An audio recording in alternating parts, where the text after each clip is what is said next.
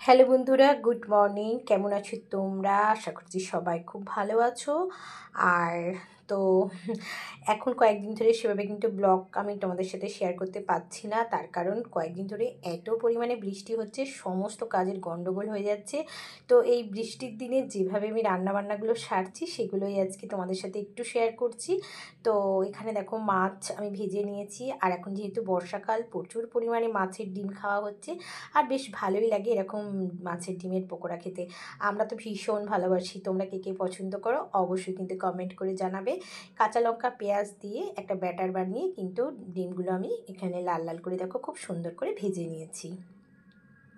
আর আজকে একটা ভাজাও আমি বানাচ্ছি, মানে সব রকম মিক্স করা, যেমন আলু আছে, কুমড়ো আছে, করলা আছে, তার সাথে দু একটা কাঁচা লঙ্কা।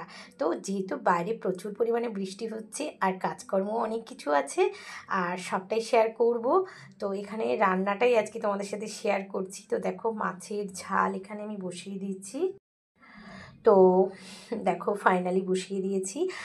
আর আমি এখানে দিচ্ছি এখন অল্প একটু কাঁচা লঙ্কা, তার সাথে সর্ষে, অল্প একটু পোস্ত।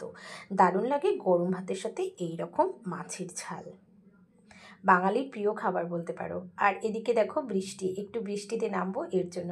তো চটপট করে আজকে যে রান্নাগুলো সারলাম শেয়ার করলাম। ভিডিওটা কেমন লাগলো অবশ্যই জানাবে। আবার দেখা হচ্ছে।